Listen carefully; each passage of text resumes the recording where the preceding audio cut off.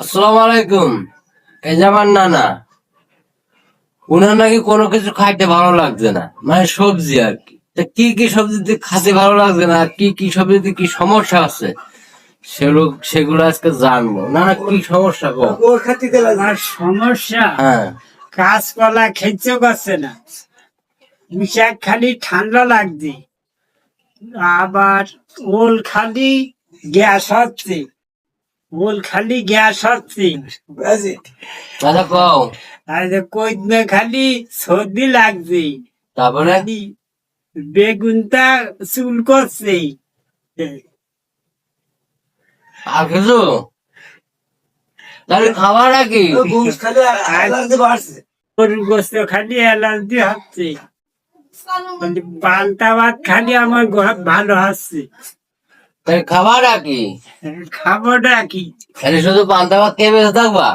পান্তা ভাত খালি তো আবার বেশি পান্তা ভাত খালি আবার গা পাইছে হয়ে যাচ্ছে। তাহলে ডাউল খাওয়া যায়, ডাউল, আলু ভর্তা ডাউল। ও ডাউল আর আছে, ও ইয়াস আলু মিটার, এই না গোল আলু।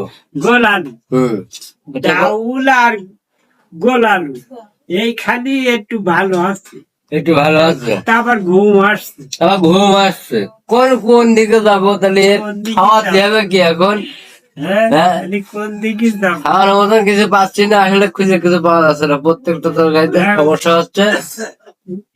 একটু খেতে কাছে ছাগলের গু, ও, তারপর একটু খাইতে করছে ছাগলের গোশ, কিন্তু ছাগলের গোশের দাম অনেক। ছাগলের গোস্তের দামটা আবার 1200 1200। তাহলে বলেন এরাম লোক, করে খাবো।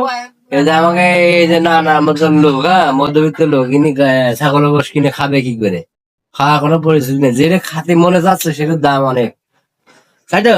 হ্যাঁ, তো আপনারা দেখবেন আসলে কোন তরকারিতে কি সমস্যা। এনার কোন তরকারি ভালো লাগছে না, আপনারা একটু জানাবেন কি খাওয়াইলে ভালো হয়, উনি বেঁচে থাকতে পারবে, তাই তো?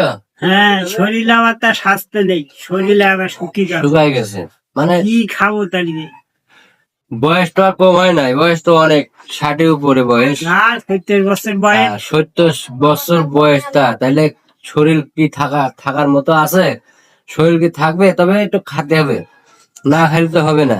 যেগুলো ভিটামিন যুক্ত খাবার সেগুলো তো তিনি খেতে পারছেন না, তার মুখে রুচি নাই।